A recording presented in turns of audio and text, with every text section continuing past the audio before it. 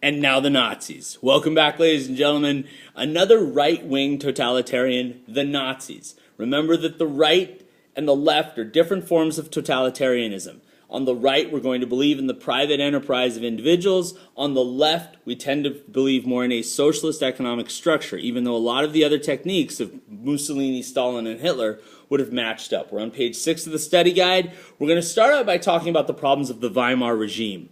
Weimar is hated. Remember that at the end of the First World War in 1918, the Allies refused to accept the surrender from Wilhelm II, in essence making it that Wilhelm has to go away and the Germans have to adopt a new government. The government that signs the surrender is the Weimar regime, which is kind of a socialist, liberal-dominated government. From the get-go, the German people are suspicious of it. Why? Number one, they signed the surrender. Right? If you're a German person, you never saw a conquering army. You never saw the British and the French come rolling through your town and stomp on your throat. Didn't happen. As far as you know, Weimar sold you out.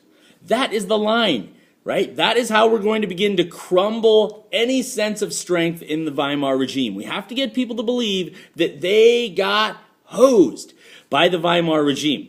Okay? The German term is Dolchfuss. The Dolchfuss means the stabbing in the back. That the German soldiers who never got a chance to fight in the war, who were sold out by the Weimar regime, shall rise again. Now, in all fairness, they were taking a loss. Okay, once the United States entered the war, the Germans were in a position where it was going to run away from them. And by 1918, the German civilian population is overwhelmed by the thought of war. It is clear they are not going to be making out of here, and the surrender is or the armistice, I beg your pardon, is the right thing to do. But I digress. Okay? So other problems of the Weimar regime, runaway inflation. Right, as a factor of post-war problems and also the reparation payments that are due to the French and the English, the economy of Germany is in a tizzy. And it continues to be in the tizzy for the early part of the 1920s. We talked about the fact that people had wheelbarrows of money trying to go in and buy loaves of bread. The inflation was so much that you'd go to restaurants and the prices would double in the time it took you to order and eat your food. It was ridiculously bad. So there's this huge instability in the society. One of the things that breeds then is a whole bunch of splinter parties. Unlike America, where we have really two dominant political movements, in Germany you had a good dozen of them. Now the one that we really want to focus on is the National Socialist German Workers' Party, the NSDAP, the Nationalsozialistische Deutsche Arbeiterpartei, NSDAP, or the Nazi. The Nationalsozialiste Nazi. That's how we get that. The Nazi Party of Germany, okay, which rises in the early part of the 1920s, kind of attracting the workers' vote, right? The National Socialists, you say, Holliday? Socialists. But over time, we're going to take away that plank and kind of go anti-socialist. So already you can tell that Hitler's willing to move on ideas if we need to move on those ideas. But the National Socialists rise in the 1920s and really become popular once the Depression sets in 1928, 29, 30. For now, though, they feel as though they are popular. In 1923, Hitler attempts to overthrow the Weimar regime in what's known as the Munich Beer Hall Putsch. A putsch is like a coup. It's an overthrow. And rising from a beer hall meeting in Munich, Hitler and his troops attempted to overthrow the government. Yeah. This is a mirror attempt of what Mussolini did in Rome. Now, excuse me, Mr. Hitler, here's what you don't understand. Mussolini already had power when they marched on Rome. That's why that one worked. Yours didn't work because you did not have power. Sorry. Go to jail. Hitler's sentenced to 5 years in jail only serves one because he's such a popular figure in society, and no one likes the Weimar regime anyway. So someone's sitting there going, rats, I really wish you would have overthrown it successfully, Mr. Hitler. Yeah, me too.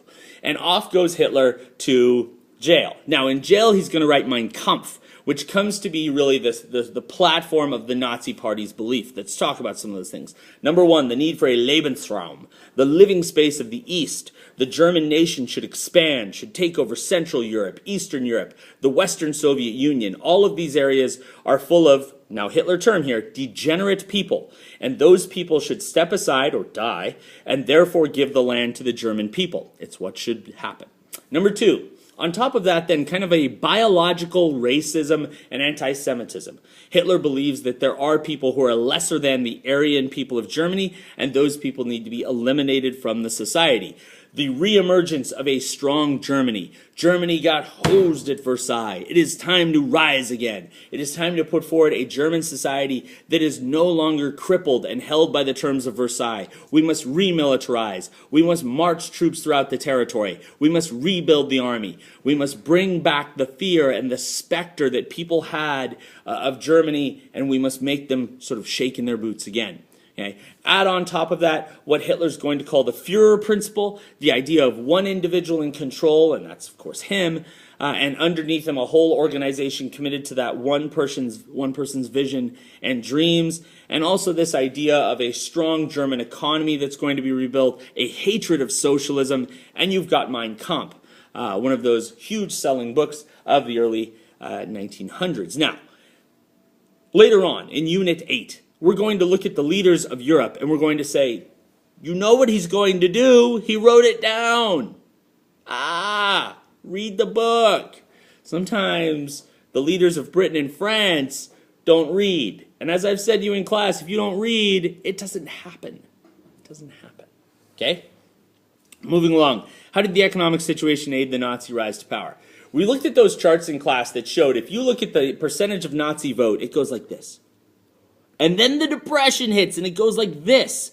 Two factors run hand in hand. Unemployment, Nazi popularity. The higher the unemployment gets, the higher a radical solution like Nazi popularity is going to get.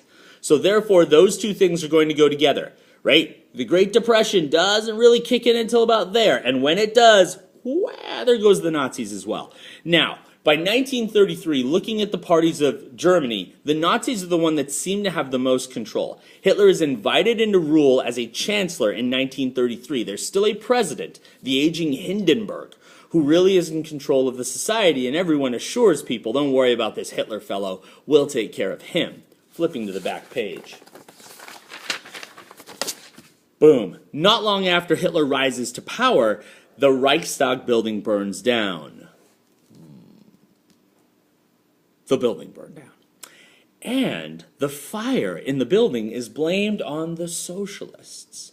Now, historically speaking, who set the fire? Pretty well agreed that the Nazis set the fire, but we blame it on the socialists in order to make people believe that there's an emergency crisis in society. Well played, sir.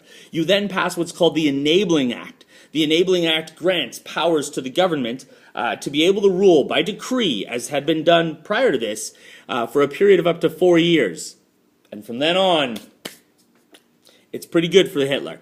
In 1934, the aging Hindenburg dies, allowing Hitler to sort of become the head of the German government. In June of 1934, Hitler calls for the killing of the SA, the Schutzstaffel, a group of individuals who had been his strong arm and his strength. They wanted more revolution. They wanted the movement to continue to morph. Hitler thought it was ready, or it was time for us to sort of stabilize, and so he calls for the killing of them, and in a way, the killing of some of his earliest followers.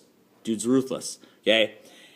Along the way, then, we are going to also eliminate other people. Let's skip down to the use of force or violence. Now, if you talk about who we're going to target, people immediately say, the Jews, Holliday, he killed the Jews. And that's true. But the percentage of Jews in Germany when Hitler rises to power in 1933 is only 1%. The Jews are going to be a target later on. And most of the Jews that Hitler kills are not German Jews. Those are Polish Jews, Austrian Jews, Ukrainian Jews, Russian Jews. But in this period, we're going to target homosexuals, criminals, ethnic minorities, people who are socialist, people who had ideas that differed with the regime. Those are the people that tended to be really getting the majority of the pressure early on. In 1935, the Nazis put through what were called the Nuremberg Laws.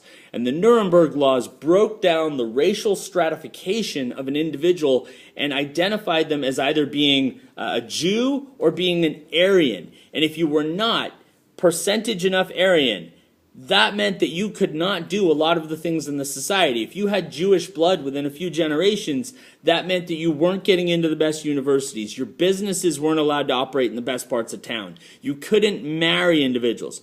Hitler is huge into the idea of eugenics. that you have to breed the right population, that if one Jewish individual comes into a family tree, suddenly you've got a whole group of individuals that are no longer of a pure Aryan background. That's going to ruin the society. So you have to be very careful about that, Hitler would tell you. The Nuremberg laws really begin the attack on other individuals. But keep in mind, that agenda has been in the background since the late 1920s. Hitler hasn't been talking about that. It's been about economic reform, which we're going to get to in a moment. It's been about the strength of Germany, which is in the next unit when we get to the army. This idea is really always there in the Hitler mindset, but he's a smart enough politician to know that you're not going to get elected with that idea. You get elected with the other stuff, and then you bring that along once you seize power. It's a coy move. Control of the economy for the good of the state. Hitler believes that the key is to kind of go Keynesian. If you remember, Keynes is the guy who says that the way you solve a depression is to have the government increase its spending.